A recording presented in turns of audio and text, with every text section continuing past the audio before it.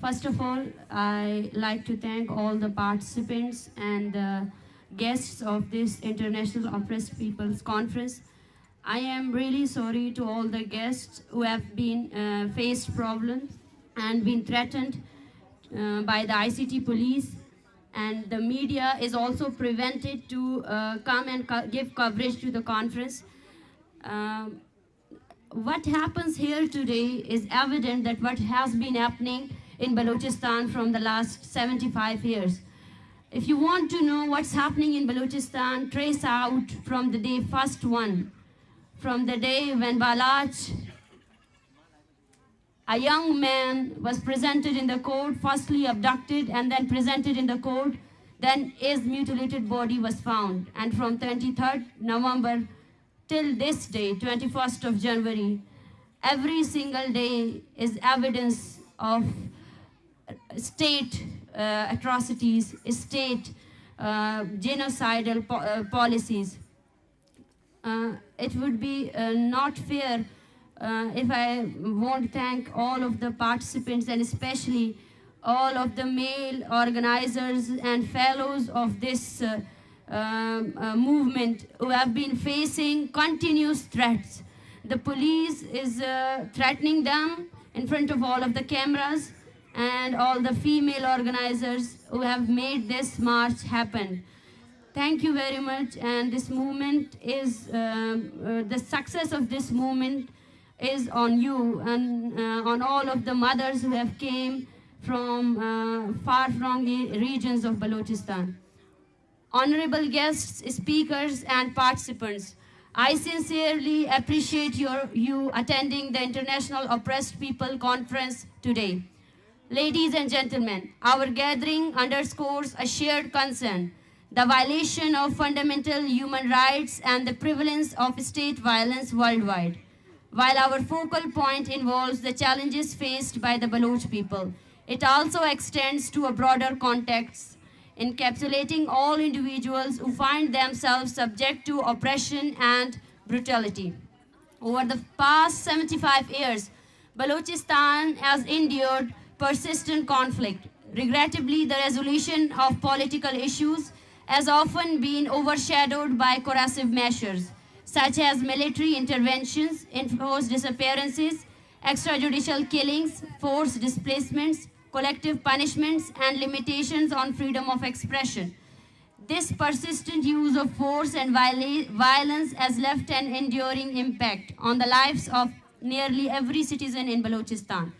In response to these challenges, the Baloch Yakjahati Committee has paraded a movement that transcends regional boundaries. This movement serves as a beacon of hope for the Baloch people and source of inspiration for all the subjugated nations within this region. Our presence here today is wider than discussing Balochistan issues. Instead, it underscores the universal struggle against oppression. This conference seeks to cultivate shared understanding among oppressed nations globally and to initiate collaborative efforts at the international level to combat various forms of injustices. We firmly believe that the unity and harmony of oppressed nations worldwide are imperative. The strength of our collective voice lies in our ability to unite and stand together. With this common struggle, our voices can be heard in adversity. Today's conference is not a mere gathering, but a platform for the oppressed to stand united against injustices together. Together we can amplify our voices, advocate for universal respect and fairness, and create a world where human dignity is upheld for all. Honorable guests, I urge your undivided attention to convey our people's pain, sufferings, and voices to all of you. When we use the term Baloch genocide, we are often told that it is an exaggerated expression and that there is no genocide in Balochistan. Today I say to all those that in a region where there is a graveyard of unknown mutilated bodies is established, where children search for their beloved fathers on their streets, instead of attending schools, where hundreds of people are collectively killed and their mutilated bodies are dumped in mass graves, where women became victims of collective punishment and 80-year-old mothers protest on the streets, awaiting their children forcibly disappeared for the last 18 years. If all this does not constitute genocide in your eyes, then you need to create a new word in your dictionary for these atrocities. Balochistan is currently witnessing military operations, enforced disappearances, extrajudicial killings, and forced displacements, which are affecting thousands of lives. While I wish to present the painful stories of every family and individual in Balochistan, it is impossible to share thousands of painful stories in this brief speech. Hence, I will highlight major oppressive incidents in Balochistan. In January 2014, 2 mass graves were discovered in Tutak area of Ghuzdar, district Balochistan. According to human rights organization, there were approximately 169 mutilated bodies, with only 2 of them have been identified. They were those who have been previously forcibly disappeared. The rest of the bodies were unrecognizable. Ponder upon them, the massacre of Baloch people in Balochistan has been normalized, considering these 169 were not animals but human beings. Imagine the pain with which they were killed and dumped into mass graves, providing a glimpse into the dire situation faced by the Baloch nation in their homeland, Balochistan.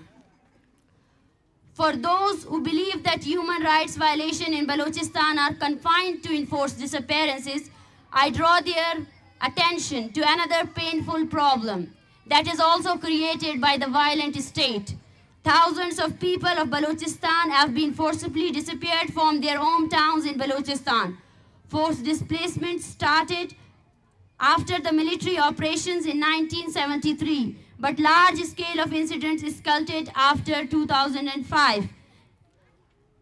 During the 2005 military operations, many peoples, including areas like Dera Bukti, Kolu, Kahan, Avaran, Kolwa, Mashke, Jau, Balgatar, Shapuk, and Dasht.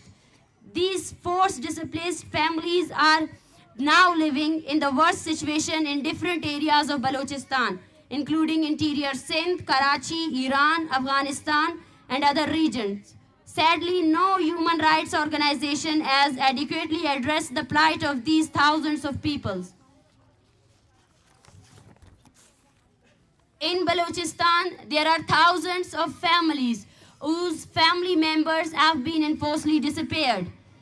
And I think I don't need to provide any reference or evidence for this, because today in this conference, there are dozens of families before you whose loved ones have been enforcedly disappeared. Many families present here have relatives who have been enforcedly disappeared for more than 15 or 20 years. Even today, the number of victims of forcibly disappear is in the thousands. And the most crucial aspect is that the person who is enforcedly disappeared not only endures difficulties, but the entire family of this person suffers for years. The thousands of families before you serves as an example of this.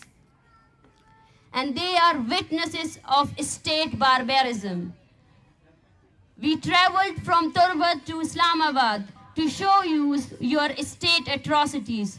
And they will haunt you until you live there. They will haunt you. One day we will go to our homeland. But remember this, these women holding the pictures of their loved one will haunt you forever.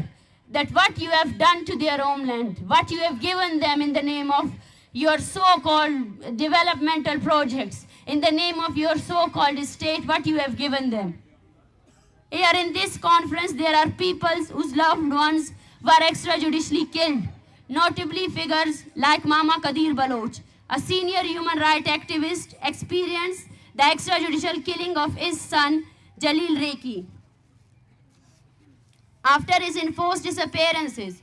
And also, there is Balach Baloch's mother, Balach, who faced the same fate, being extrajudicially killed after his enforced disappearances. Even after being presented in court, I received the mutilated body of my father, Ghaffar Langove, after 2 years of his enforced disappearances. Over the past 20 years, numerous military operations have been conducted in the name of security in areas like Dera Bukti, Kolu, Kahan, Avaran, Mashke, Jao, Tutak, Balgatar, Dasht, Bolan, and many other areas.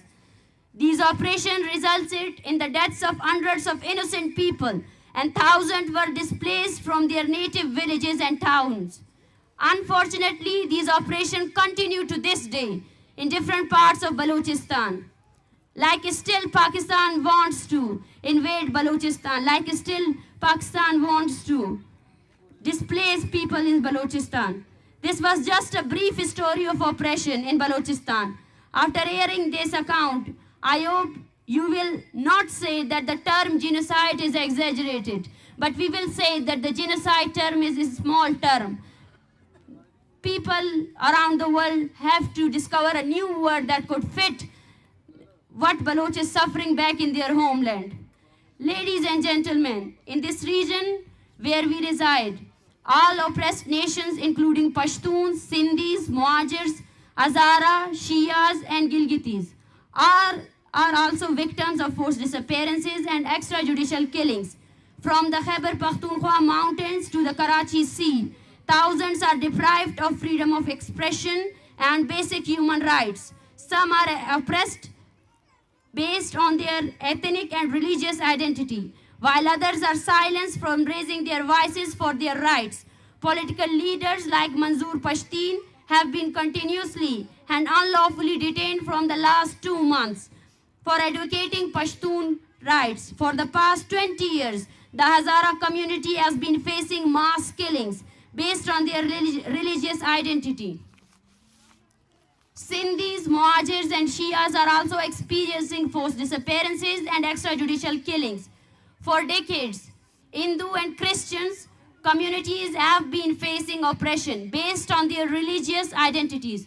Moreover, even the Punjab today, political activists and journalists have forcibly disappeared based on their political affiliations and freedom of expression. Yet today, we stand united with all the ongoing people's struggle in this region, whether it be the ongoing sit-in in Chaman or the ongoing protests in Gilgit-Baltistan. We stand in solidarity with Muajirs, Sindhis, Hazaras, Pashtuns, Shias, Hindus, Christians, and all oppressed communities and support their struggle. Moreover, today the people of Kurdistan, Palestine, Afghanistan, and many other oppressed communities are facing oppression. We stand with the subjugated peoples of the world, and today there is a need for coordination among the movement of oppressed people, and we hope for a joint struggle between the subjugated nations of the world. Respected women, I extend my heartfelt appreciation to the women who have played a significant role in the movement of oppressed nations globally, including the ongoing struggle against Baloch genocide. I firmly believe that the involvement of women in any movement is crucial. Women constitute an integral part of our society, and their exclusion from any struggle based solely on gender is unjust. It is particularly important for women of subjugated nations to actively participate in the struggle, as they are subjected to extreme oppression. And without the participation of women, no struggle is efficient and no struggle is called people's struggle. The historic contribution of Baloch women in our ongoing long march against the Baloch genocide serves as an inspiration, not only for the women in our region, but for the women across oppressed nations worldwide. I emphasize the utmost importance of a collective effort among women from all nations, including Kurdish women. I believe establishing a channel and a common platform for communication and joint struggle is desirable and necessary. Honorable human rights activists and journalists, I extend my utmost gratitude to all the human rights activists and journalists who have played a constructive role in this movement, becoming the voice for the voiceless. Simultaneously, we appeal to all those human rights organizations, journalists and human rights activists to stand in solidarity with the struggles of oppressed nations worldwide, including the Baloch nation, and amplify their voices. It is crucial to bring to this attention that state institutions are persistently employing force and violence in the ongoing movement against the Baloch genocide, adopting a consistently aggressive stance to suppress this movement. Despite these challenges, we remain steadfast, hoping to counter these violent attitudes with unwavering determination. In this challenging time, we seek your support and assistance and trust that you will stand by us and you will witness with us what state is doing. Ladies and gentlemen, this International Conference of Oppressed People aims to promote unity among oppressed peoples globally, including those in this region. We comprehend the global oppression faced by the oppressed people today. And to end this oppression, it is imperative to foster solidarity in the struggles of oppressed peoples worldwide, alongside those in this region.